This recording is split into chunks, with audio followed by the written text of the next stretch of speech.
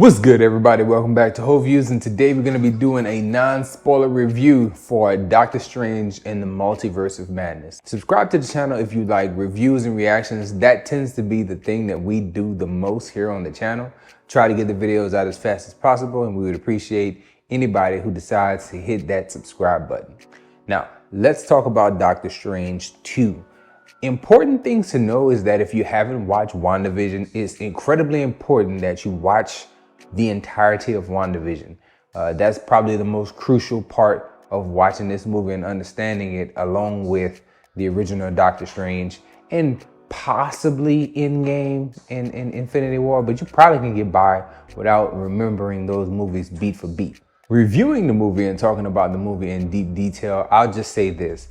It's a very good movie. It's very well done. It's very well paced. And the overall breakdown of how I came up with my score is going to be found in the description. Just allow me to say, though, very plainly, it's a good time at the movies. You will not regret going to see it. I do hear that there are some criticisms of the movie and not everybody's a huge fan. But what I will say is that I could probably see some of those criticisms because this movie did a lot to teach me about cinema and just talking about acting in general. How some performances are more favored by the artsy movie crowd. Like, they are more into certain performances, and I'll go into that when I do a spoiler discussion. But for the most part, you just need to understand that this is a Marvel Cinematic Universe film. It does a lot to establish the universe and help the universe to grow. It is a relatively self-contained story if you watch WandaVision. It's no slow moments. It gets right to it. It's very fast-paced. It picks up with action, and I really enjoyed that part of it. The horror elements are definitely present. You can definitely see the Sam Raimi influence when it comes to those horror elements, as well as some of his more like kooky sensibilities that, again, I'll get into in the spoiler review. There's not much in my book that I could find to complain about. I feel like the movie was a very well done, very well paced, very entertaining and enjoyable movie with a really clear beginning, middle, and end.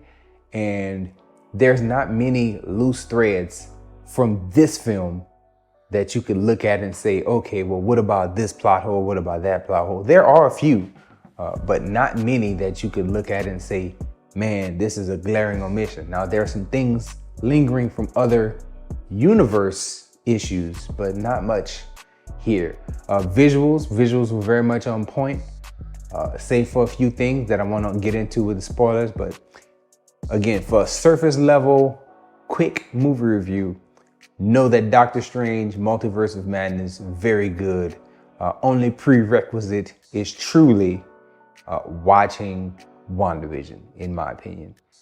There's a lot of other Marvel stuff that people feel like they need to be all the way caught up. Not necessarily true.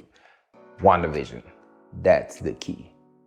Outside of that, it was a good movie, man.